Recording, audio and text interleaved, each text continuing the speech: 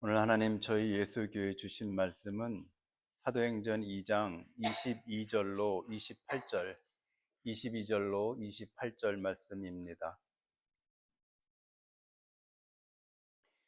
한 목소리로 천천히 읽겠습니다. 이스라엘 사람들아, 이 말을 들으라. 너희도 아는 바 같이 하나님께서 나사렛 예수로 큰 권능과 기사와 표적을 너희 가운데서 베푸사 너희 앞에서 그를 증거하셨느니라. 그가 하나님의 정하신 뜻과 미리 아신 데 내어준 바 되었거늘 너희가 법 없는 자들의 손을 빌려 못 박아 죽였으나 하나님께서 사망의 고통을 풀어 살리셨으니 이는 그가 사망에 매여 있을 수 없음이라. 다윗이 저를 가리켜 가로되 내가 항상 내 앞에 계신 줄 배웠으며 나로 요동치 않게 하기 위하여 그가 내 우편에 계시도다. 이러므로 내 마음이 기뻐하고 내 입술도 즐거워하였으며 육체는 희망에 거하리니 이는 내 영혼을 음부에 버리지 아니하시고 주의 거룩한 자로 썩음을 당치 않게 하실 것이로다. 주께서 생명의 길로 내게 보이셨으니 주의 앞에서 나로 기쁨이 충만하게 하시리로다 하였으니. 아멘. 오늘은 예수 전문가라는 제목으로 하나님의 말씀을 나누겠습니다. 계속해서 오늘도 베드로의 오순절 설교 세 번째 시간입니다. 베드로의 오순절 설교는 교회사에 아주 매우 중요한 부분을 차지합니다. 복음의 모든 것들을 다 담고 있기 때문에 그렇습니다. 저희 교회가 오늘까지 베드로의 설교를 3주째 살펴보고 있는데 사실은 이 베드로의 설교가 어렵습니다. 신학, 복음, 기독교 교리 모든 것들이 다 압축되어 있다는 느낌이 있기 때문에 쉽지 않습니다. 이 베드로의 설교가 교회사에 참 중요한 것은 이 베드로의 설교 속에는 교회가 왜 이 땅에 존재해야 하는가 하는 그 존재 목적, 그리고 우리는 왜 교회로 모였는가 라고 하는 성도의 정체성의 전반적인 부분들이 이 속에 다 녹아져 있기 때문에 매우 중요한 부분입니다. 그래서 저희가 나름대로는 천천히 지금 살펴나가고 있는 중이죠. 베드로의 오순절 설교 속에 들어있는 교회가 이 세상에 왜 존재하는가에 대한 부분들은 이런 것입니다. 성령이 임하고 그곳에 첫 교회가 탄생을 하죠. 그 첫 교회가 탄생했을 때 베드로와 제자들이 다 일어서서 세상을 향해서 외치는 것이 있었습니다. 그것은 하나님이 이 땅 가운데 하신 크신 일, 즉 예수 그리스도에 대한 선포였습니다. 그래서 교회는, 그리고 성도들은 삶이든 입술이든 교회가 해야 하는 일들은 하나님이 이 땅 가운데 행하신 일, 예수 그리스도, 그분의 오심과 죽으심과 부활과 그리고 이 땅에 다시 오시는 것에 대한 선포, 이것이 교회가 생겨나고 처음으로 세상을 향해서 내놓은 메시지였습니다. 교회는 이것이 다죠. 이것을 잃어버리는 순간 그것은 교회로서의 모습을 조금씩 잃어버리는 것과 같은 것입니다. 오직 교회는 이거에만 매달려야 되는 것이다 하는 것을 베드로의 오순절 설교를 통해서 우리는 배우게 되는 것이죠. 지난 2주 동안 살펴본 베드로의 오순절 설교를 짧게 정리하면서 오늘 세 번째 설교 부분으로 넘어가겠습니다. 오순절날 성령이 120명의 성도들 위에 임하시자 그들이 한 번도 배워본 적이 없는 외국 나라의 언어로 방언을 하기 시작했습니다. 그들의 방언은 고린도 교회가 그토록 골머리를 앓았었던 방언과는 다른 방언이었었죠. 고린도 교회의 방언은 방언을 하는 사람도 그 뜻을 모르고 또 듣는 이도 이해할 수 없는 그런 소리 방언이었었지만은, 물론 그것은 방언입니다. 소리 방언이었었지만 예, 오순절날의 방언은 또박또박 아주 분명하게 외국 나라의 언어로 하나님이 하신 크신 일들에 대해서 그들이 말함이더라, 2장 11절에 분명히 증거하고 있습니다. 그래서 그들의 방언은 일반 우리가 알고 있는 방언과는 완전히 다른 것이었었죠. 제가 생각할 때는 그 방언의 소리를 듣고 있는 오순절날에 모인 수많은 유대 군중들은 아마도 두 가지를 놀랐을 것 같습니다. 첫 번째는 저 어떻게 갈릴리 무식한 것들이 내가 사는 나라, 내가 이민 가서 사는 나라의 그 외국어를 지금 저렇게 또박또박 문장과 어순이 틀리지 않고 말할 수 있는 것인가 하는 부분이 아마 놀라웠을 겁니다. 두 번째는 그들을 경건한 유대인들이라고 본문은 기록하고 있죠. 그 속에서는 여러 가지를 함의하고 있긴 합니다만은, 경건한 유대인들, 꽤나 잘난 사람들이 볼 때 저 갈릴리 것들이 어떻게 하나님이 이 땅에 행하신 일들에 대해서, 하나님에 대해서 말할 수 있는가 하는 것이죠. 무식하면, 가난하거나 직업이 아주 바닥 직업을 갖고 있거나 그러면 하나님을 만나고 하나님으로부터 은혜 받는 것도 제한적일 것이라고 생각하는 아주 인본주의적인 사고를 갖고 있었던 그들이 어떻게 저 갈릴리 것들 입에서 크신 하나님을 말할 수 있을까? 아마 그 두 가지 부분이 그들을 놀라게 했었던 부분이었을 것 같습니다. 그래서 그들은 그 120명을 조롱하죠. 저것들이 술에 취했다. 그때 베드로가 일었습니다. 이때부터 베드로의 설교는 시작되죠. 오순절에 그 유명한 설교가 시작이 됩니다. 사람들아 들으라. 지금은 우리 민족의 최대 종교 절기인 오순절날인데다가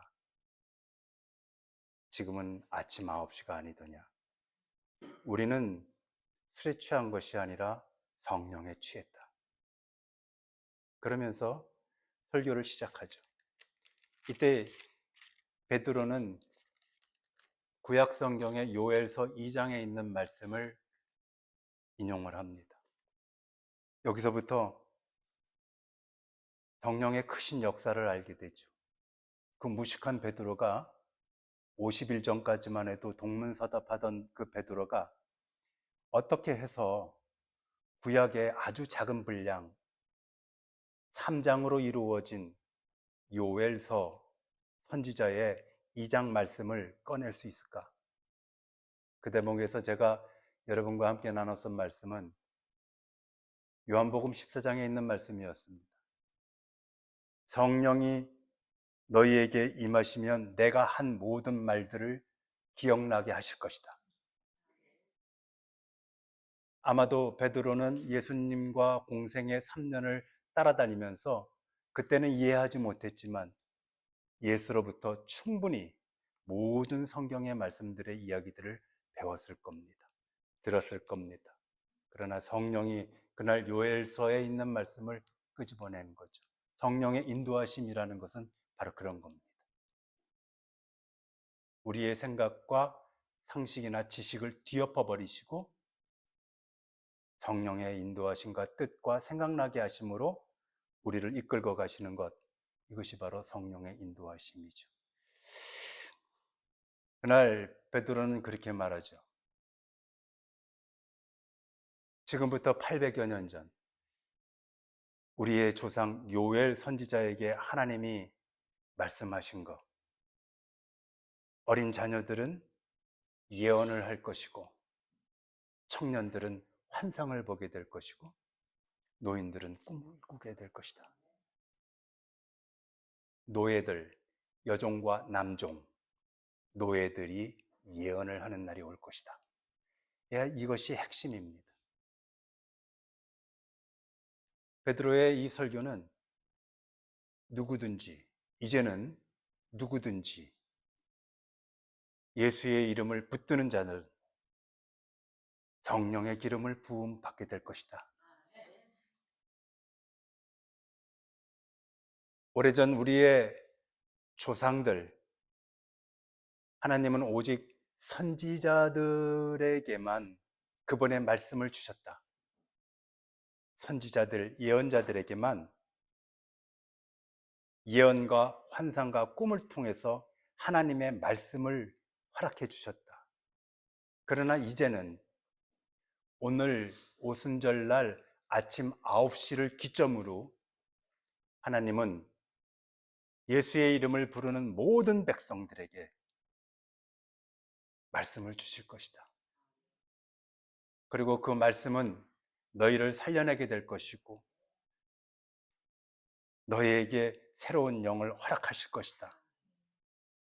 그러므로 성경에 있는 그 유명하신 말씀, 보라, 이전 것은 지나갔으니 너희는 이제 새 것이 된 것이다. 예수를 부르는 자는 모두 새 것이 되는 것이다. 성령으로. 그것이 베드로의 첫날 첫 번째 설교였습니다. 지난주에는 이제 그렇게 설교를 시작한 베드로가 고발 설교를 하죠. 우리들 중에, 너희들 중에 예수님이 지난 3년 동안 보여주셨었던 그 권능과 권세, 기적, 자비와 사랑을 모르는 이가 여기에 있느냐? 그것을 부인할 수 있는 사람이 여기 있느냐? 그것이 사람의 능력이냐? 사람이 할 수 있는 일이었었느냐? 바로 그 얘기였어요. 그것은 오직 하나님의 권능, 권세, 기적, 사랑, 자비였었던 것이단 말이지. 그러므로 그 예수는 바로 하나님의 아들이셨다. 그런데 너희들이 도대체 그 하나님의 아들 예수에게 무슨 짓을 한 것이냐? 너희들이 그를 십자가에 못 박아 죽였다. 불법으로 불의한 자들의 손을 빌려서 그를 못 박아 죽이지 않았더냐? 라고 고발을 하죠. 지금까지는 예수는 죄인 중에 죄인이었습니다. 마땅히 죽어야 할 존재였었죠. 마땅히 십자가에 올라가서 처형받아야 하는 갈릴리 출신 떠벌이 이단 종교 사상가에 불과했었어요. 그래서 그는 죽어야 했어요. 십자가에 못 박은 이들은 의로운 자들이었고 예수는 죄인이었었어요. 그러나 오순절날 베드로의 설교를 통해서 지금까지 세상에 알고 있었던 그들의 사실을 뒤엎어버렸습니다. 뒤집어 버렸어요. 이것은 매우 중요한 것.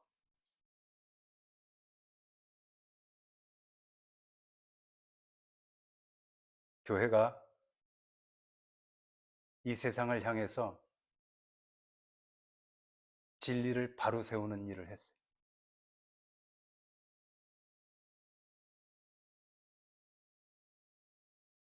하나님의 아들 예수를 드높이고 인간은 아주 낮고 낮은 자리로 내려보내는 정상적인 질서로 회복시키는 설교가 바로 베드로의 설교였어요. 교회는 바로 그러한 것을 하는 곳이죠. 예수 그리스도를 저 하늘 높이 드높여야 되는 거예요. 그리고 우리는 저 낮고 낮은 자리에서 오직 예수 그리스도의 자비와 용서와 사랑을 구하는 자들로 내려서야 하는 것이죠. 이것이 베드로가 지난 2주 동안 우리 교회가 살펴본 설교의 대략입니다. 오늘은 그러한 설교를 했었던 그 베드로가 그러나 이렇게 시작합니다. 그러나 무엇인가? 그 예수를 하나님께서 사망으로부터 풀어서 살리셨도다. 이렇게 그 부활에 관한 이야기로 넘어갑니다. 앞서서 말씀을 드렸던 것처럼 베드로의 이 설교는 그 속에 예수의 오심과 그가 죽으심과 그가 부활하심과 그가 다시 오시는 것들에 대한 복음의 모든 것들을 담고 있다고 말씀드렸죠. 그러므로 지난 2주 동안 우리는 예수의 오심과 그가 죽으심까지를 살펴본 거예요. 오늘은 그가 부활하심에 대한 이야기죠. 본문 2장 24절을 함께 읽어보겠습니다. 시작. 사망에서 고통을 풀어 그가 사망에 매여 있을 수 없느니라. 아멘.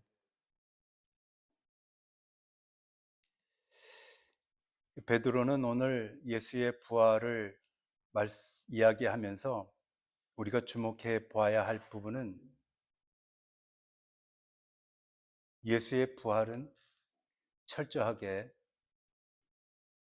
하나님의 전적인 개입으로 이루어진 것이다 라고 하는 것을 말하기 시작해요. 이 부분은 우리가 놓치면 안 되는 거예요. 이 본문 속에서 예수의 부활은 예수의 특별한 능력이나 개인기로 살아난 것이 아니다. 예수의 부활은 하나님의 전적인 개입이 있었기 때문에 살아난 것이다. 그 전적인 개입을 24절에서 지금 뭐라고 이야기하느냐면 하나님께서 그를 사망에다가 내버려 두지 않고 방치하지 아니하시고 그를 사망으로부터 풀어서 살려내셨다라고 하는 전적 개입을 오늘 본문 속에서 이야기하는 거예요. 오늘 이 설교를 듣는 것은 이 시간에는 우리들이지만 2000년 전엔 누구들이죠? 경건한 유대인들이란 말이에요. 그들을 조롱하는 유대인들에게 지금 이야기하는 거예요. 너희가 지금 알고 있는 그 죄인 예수 말이다. 그가 자기 개인기로 살아난 것이 아니라 너희들이 껌뻑 죽는 야훼, 그 하나님 말이다. 그 하나님이 개입을 해서 하나님이 살려내신 거야. 라고 베드로는 그 경건한 유대인들 앞에서 하나님, 즉 움직일 수 없는 진리를 들고 나온다는 거예요. 이건 빼도 박지 못하게 베드로가 그렇게 설교해 나가고 있는 중이라는 얘기예요. 베드로는 오늘 특별히 그 예수의 부활을 설명을 하는데 그때로부터 무려 1000년 전 다윗 시대의 다윗에게 하나님께서 약속하시고 예언하셨던 누구에 대해서 예수의 부활에 대해서 약속하시고 예언하셨던 시편 16편 말씀을 가지고 나와요. 8절부터 11절까지를. 이 점도 참 신비롭죠. 시편 150편 그 수많은 말씀 중에 시편 16편 11절로 8절로 11절 말씀을 꺼내온단 말이에요. 누가 꺼내준가? 성령께서 꺼내주신. 예수 부활에 관한 말씀은 구약 성경에 가득합니다. 그런데도 그 많은 말씀 중에서 성령은 시편 16편 말씀을 들어서 베드로에게 넣어주셔요. 적시적소에 딱 알맞게 일하시는 성령님. 그 16편 말씀이 오늘 우리가 읽은 본문 25절에서 28절까지의 말씀이에요. 그 중에서 27절 말씀 한번 읽을까요? 시작. 20 영혼을 음부에 버리지 아니하시고. 아멘. 베드로는 시편 16편 다윗에게 하신 이 말씀을 예수 그리스도의 부활의 약속과 예언의 말씀으로 연결시켜서 성령께서 그에게 후루룩 해석시켜 주신 거예요. 적용을 시켜 주셨다는 말씀. 그래서 성령은 우리에게 말씀을 기억나게 하신다는 것은 말씀 구절이 기억나게 하신다는 것이 아닙니다. 그 말씀을 그 사람의 영혼 깊이 집어넣으시고 그 말씀이 그 사람의 체화되고 인격이 되고 선포가 되기까지 하시는 것이 성령이 생각나게 하시는 거예요. 그래서 말씀 구절을 제법 많이 외우시는 분들이 있지만 저는 그걸로 자만하는 분들도 많이 봤어요. 성경을 맷독을 했다라고 하는 이야기들로 자만하시는 분들도 많이 보았어요. 성령의 생각나게 하시면 그런 점이 아니죠. 오늘 25절에서부터 28절까지 다윗이 인용한 시편 16편은 본래 시편 16편으로 가서 대조해 보면 서로 달라요. 유사합니다. 베드로는 시편 16편을 재해석한 거예요. 적용하고 그날 오순절에 자신들을 조롱하는 자들에게 알맞게 편집하고 재단한 거죠. 누가? 성령께서 가르쳐 주시니까. 그래서 오늘 27절을 보면 하나님께서 예수를 지옥에 내버려 두지 아니하시고 무덤에서 썩는 자로 방치하지 않으실 것이다 라고 하는 것을 예언한 것을 들고 나와요. 네, 오늘 이 베드로의 부활 설교를 듣다 보면 한 가지 우리가 만나는 특이한 점이 있습니다. 그 점이 무엇이냐 하면 우리들은 예수의 부활이라고 하면은 마음속에 떠오르는 예수 부활 장면들에 관한 것들이 있지 않습니까? 가령 이른 새벽에 여인들이 향품을 들고 예수의 무덤을 찾아갔더니 무덤을 막고 있었던 그 바위가 굴러가 있었고 예수의 무덤이 비어 있더라 하는 것들로 우리는 예수의 부활을 설명하려고 하죠. 또 성경도 그렇게 말씀하시죠. 근데 베드로는 오늘 그런 얘기 안 해요. 또는 예수가 부활 후에 제자들에게 나타나신 것, 40일 동안 수많은 사람들에게 나타나 보여주셨었던 부분들로 예수는 살아나셨다고 말하지 않는다는 거예요. 물론 그런 것들로 예수의 부활을 얼마든지 말할 수 있습니다. 그런데 우리가 한 가지 알아야 될 사실은 예수가 부활하시자마자 예수의 부활을 기뻐하는 제자들도 있었지만 예수의 부활을 기뻐하지 않는 자들이 더 많았을까요? 적었을까요? 예수의 부활을 기뻐하지 않는 사람들이 세상에 더 많았었지요. 그들은 그래서 예수의 부활과 동시에 예수의 부활을 음모하고 음모하고 의심하기 시작했습니다. 그건 그때나 지금이나 동일해요.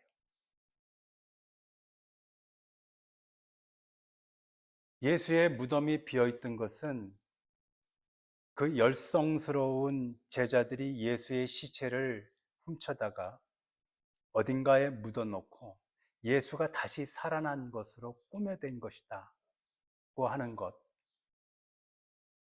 그 음모와 의심이 한쪽에서 일어나기 시작했던 때예요. 예수는 사실은 죽은 것이 아니었다. 그 사람은 기절했다. 기절했는데 미리 내려다가 무덤에 집어넣었더니 그가 어떻게 해서 깨어나서 기어나와서 어디론가 외국으로 도망가 버린 것이다. 수많은 사람들에게 보였지 않느냐? 나는 못 봤다. 니들은 봤는지 모르겠지만 나는 못 믿겠다. 이 시대에도 여전히 그렇죠. 여전히 유사한 음모론을 쓰고 있는 소설책 한 권을 읽고 기독교를 전체적으로 다 아는 것처럼 스스로의 착각에 빠져 사는 사람들이 얼마나 많은지 몰라요. 똑똑하다고 배웠다고 스스로 생각하는 사람들이 주로 하는 짓들입니다. 근데 베드로는 그러한 세상에서 그들이 입을 쩍 할 수 있는 방법, 예수 부활로 증거하지 않는다는 거예요. 이 점이 성령의 역사고 성령의 위대하심이에요. 베드로는 시편 16편, 천년 전에 자신들의 조상이지만 자신들의 영웅 다윗이라고 하는 걸출한 인물을 끄집어내요. 그리고 그 다윗이라는 걸출한 영웅, 민족 영웅 다윗과 같은 구원자가 다시 오실기를 바란다 하는 것이 그때나 지금이나 유대인들의 메시아 사상이죠. 그 다윗과 같은 그런 다윗에게 더하여 그들이 숨조차도 내쉬기 힘든 하나님의 말씀을 더하여 다윗은 지금 뭐라고 하느냐 하면, 베드로는 지금 뭐라고 얘기하느냐 하면, 다윗 말이다. 우리의 조상 다윗 말이다. 다윗에게 누가 하나님이 약속하고 예언한 것이다. 무엇이? 예수의 부활이. 그 시절의 유대인들은 하나님께서 직접 가르쳐 주신 자신의 이름, I am who I am, 나는 야훼이다 라고 하는 그 이름을 함부로 부르지도 못했어요. 그래서 야훼를 부르기를 너무 두려워해서 구약 사람들은 아도나이, 주, 신약에서는 그것을 퀴리어스, 주님, 이렇게 부르던 그들이 그 야훼가 그 조상 다윗에게 약속하시고 예언하신 그 부활의 대상이 바로 예수다 라고 하는 것을 선포함으로써 조롱하던 모든 백성들이 꼼짝달싹 할 수 없게 만들어버렸어요. 그 말씀 앞에서는 누구 하나 토를 다룰 수가 없었어요. 너희들이 시체를 훔쳐갔기 때문에 빈 무덤이야. 아니야, 죽지 않았어. 기절한 채로 내려온 거야. 그런 이야기를 풀어놓지 못하게 베드로는 그 모든 상황을 경험하고 잘 알고 있었지 않습니까? 부활하신 예수를 직접 만난 사람이니까. 그럼에도 불구하고 그 이야기를 하지 않는다.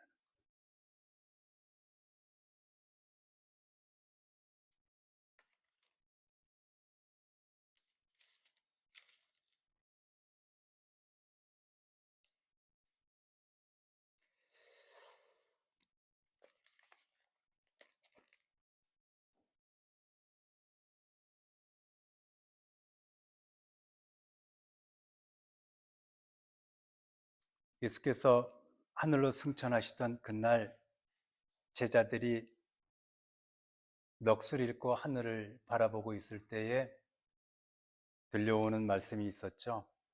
갈릴리 사람들아 너희가 어찌하여 하늘만 바라보느냐. 너희가 본대로 하늘로 올라가신 저 예수는 그 모습 그대로 너희에게 다시 오실 것이다.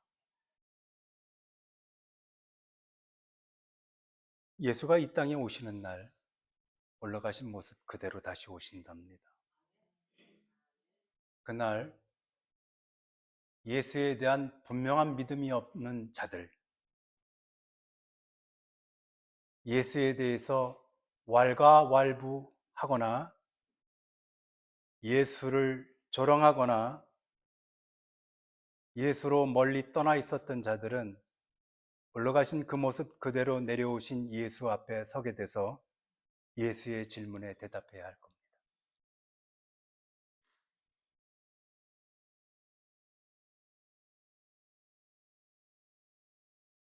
이 엄미하고 엄숙한 베드로의 선포 앞에서 경건한 유대인이라는 사람들은 거의 공황 상태였습니다. 지금은 우리가 성경을 그냥 활자로 읽어버리니까 이 상황 속으로 우리가 2000년 전에 이 상황 속으로 진입하기가 참 어려워요. 그러나 성경은 꼭 2000년 전에 그 상황 속으로 나를 끌고 들어가지 않으면 읽혀지지가 않습니다. 대단한 몰입이 중요해요. 그래서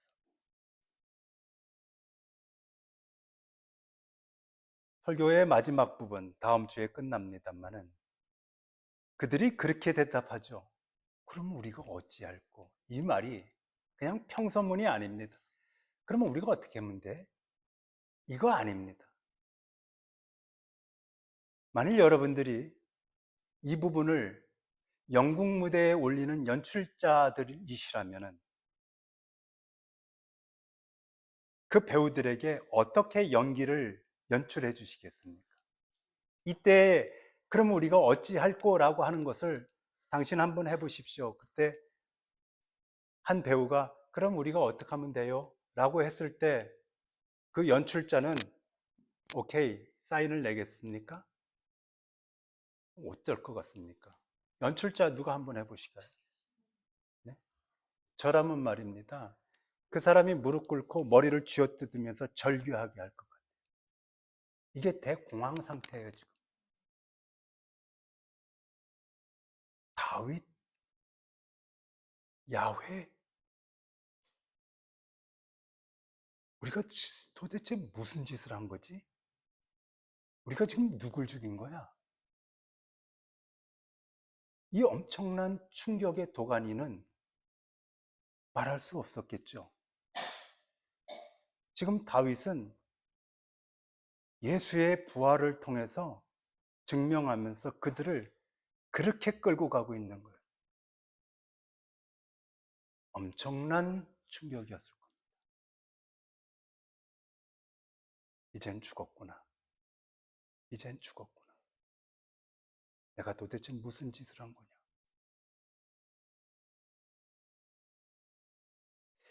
오늘 이 베드로의 설교를 보면서 느끼게 되는 것 두 가지가 있습니다. 그 하나는 베드로는 처음부터 끝까지 온통 예수 얘기입니다. 예수로 시작을 해서 예수로 끝마쳐요. 베드로의 입에 예수가 붙어 다닙니다. 언젠가 어떤 분이 정영민 목사는 설교 속에 예수를 너무 과하게 많이 말하는 거 아닌가라고. 뭘 말합니까, 그럼? 저보고 뭘 말하라는 겁니까? 모세를 이야기합니까, 내 입으로? 다윗을 이야기하거나 여호수아를 이야기하나요? 바울을 이야기해야 합니까? 예수 말해야 하는 거죠. 베드로는 예수로 시작해서 예수로 끝납니다. 그의 설교가 온통 예수예요. 온통 예수.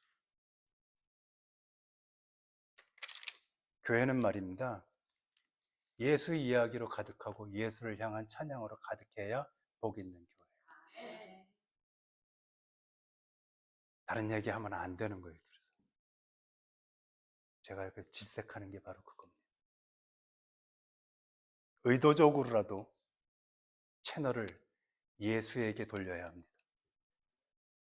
세상의 다른 곳으로 채널을 돌리면 안 돼요. 지상에 세워진 이 첫 교회의 모습을 보십시오. 예수로 시작해서 예수로 끝나는 교회.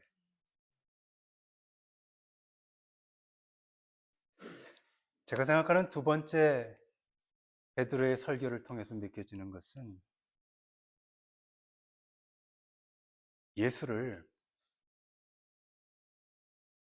예수를 증거하고 이해시키고 설명해내고 선포하는 베드로의 이 모든 행위 속에서 발견되는 두 번째는 그가 기록된 하나님의 말씀으로만 예수를 설명하려고 든다는 거예요. 우리가 잘 아는 것처럼 이 베드로는 지난 3년 동안 예수님과 동거했었던 사람입니다.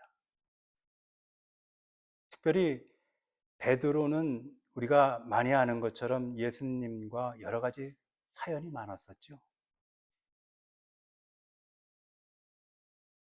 기특한 짓도 하기도 하고 바보 같은 짓도 하기도 하고 넘어지기도 하고 일어서기도 하고 수많은 사연들을 갖고 있는 이가 베드로입니다. 그러다 보면 베드로도 예수님에 대한 수많은 기억과 추억과 이야기들이 많지 않겠습니까? 얼마나 예수에 대해서 할 말이 많겠어요. 할 수 있는 말이 얼마나 많겠습니까, 여러분? 그렇죠? 근데 베드로는 자신의 사역 가운데에서 특별히 오늘 이 설교를 보면 자신의 사사로운 감정, 생각, 간증, 체험, 판단 이런 거 한 톨도 말하지 않습니다. 물론 간증이나 체험은 신앙생활에 있어서 매우 소중해요. 그건 하나님의 은혜라고 저는 생각합니다. 그런데 이 베드로는 오직 성경에 있는 말씀들을 가지다가 그것을 재해석하고 논리적으로 풀어내고 설득시키고 이해시켜서 그 말씀 앞에 무릎 꿇게 해요.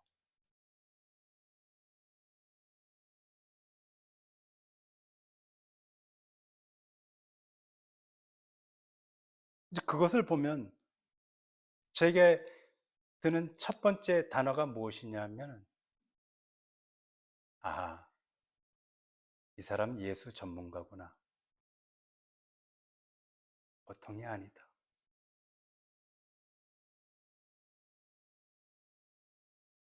예수에 대해서, 이제껏 내가 만난 예수에 대해서 말씀해 보십시오. 라고 하면 대부분의 성도들은 자신이 개인적으로 체험한 예수 이야기를 하시죠. 틀리지 않습니다. 괜찮습니다. 그러나 베드로는 그것만을 가지고, 그것을 할 수 있음에도 불구하고 그것만을 가지고 예수를 증명하지 않는다는 거예요. 이 뜻은 무엇이냐면 그는 예수에 대해서 아주 많은 지식과 아주 많은 지혜와 아주 많은 정보, 아주 많은 이야기들을 깊고도 광범위하게 두루두루 가득 가지고 있었다는 거예요. 그러니 전문가죠. 그게 전문가라는 겁니다. 베드로는 예수 전문가였어요. 나는 그리스도인입니다. 이것은 충분하죠. 나는 성도입니다. 이거 충분합니다. 괜찮습니다.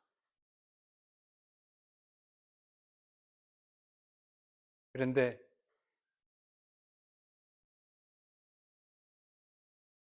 지난 한 주간 이 베드로의 설교를 읽고 또 읽고 읽고 또 읽고 하면서 드는 생각은 부럽다. 나도 언제든지 예수에 대해서 저렇게 풍성하게 깊고 전문적으로 정확하게 그리고 분명하게 선명하게 증거할 수 있는 전문가가 되었으면 좋겠다 하는 것이 지난 한 주간 저의 마음속에 가득했던 생각이에요.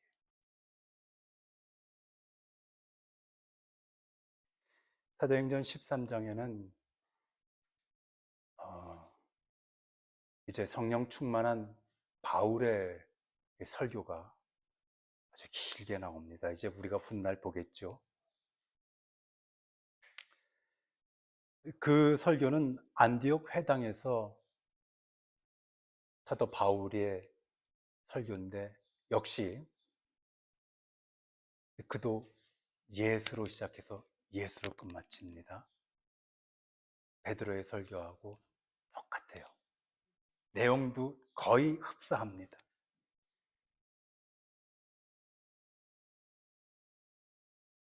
그 설교는 13장 13절로부터 52절까지 아주 매우 긴 설교예요.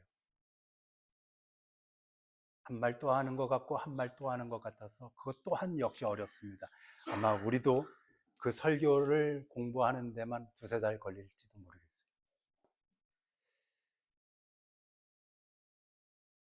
그런데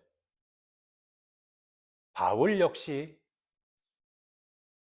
자신이 예수에 대해서 개인적으로 하고 싶은 얘기가 얼마나 많겠습니까?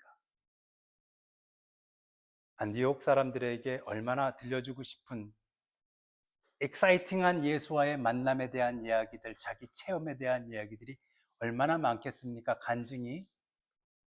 그런데 그도 역시 오직 애굽에서 노예 생활하던 그 시절에 우리들의 조상부터 시작해서 광야의 모세, 그리고 구약의 모든 선지자들, 그들에게 임했던 하나님의 말씀을 들고 안디옥 사람들에게 예수를 설명하기 시작해요. 예수 전문가죠.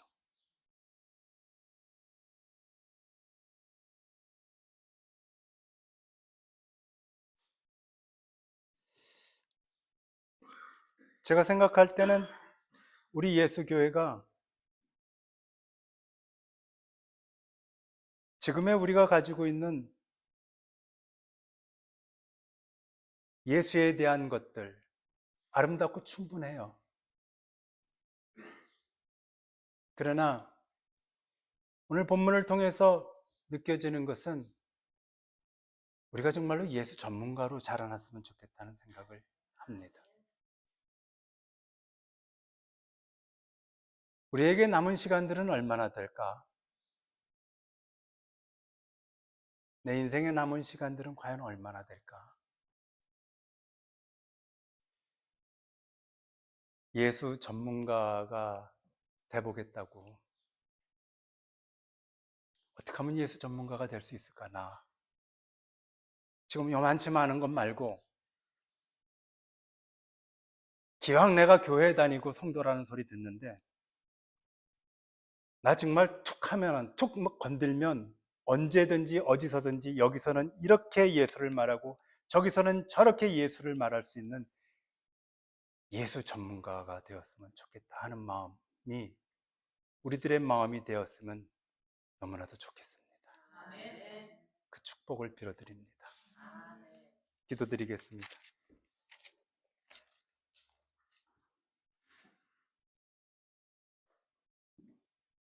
거룩하신 하나님, 베드로의 오순절 설교를 들으면서 세상에 세워진 첫 교회가 이 세상을 향해서 어떤 메시지를 내고 있는지를 배울 수 있었습니다. 우리 예수교회도 세상을 향해서 오직 예수만을 외치는 교회 되게 해 주십시오. 예수의 존재와 그분의 부활을 의심하고 음모하는 자들은 시대를 초월하여 늘 우리 곁에 있습니다. 그러한 저들을 향해 올바르면서도 강력한 하나님의 말씀을 통해서 설득시키고 굴복시켰던 초대 교회의 성도들처럼 우리 예수교회도 예수의 말씀으로 무장되고 예수의 말씀을 자유자재로 인용하며 선포하는 높은 수준의 교회가 되게 해 주십시오. 베드로는 예수님과 늘 함께 생활하면서 보고 느낀 것이 한없이 많았을 그였지만 사람들 앞에서 자신의 사사로운 느낌이나 개인 간증을 통해 자기 신앙을 말하지 않았습니다. 오직 예수의 말씀만을 가지고도 진리와 생명과 길을 드러냈습니다.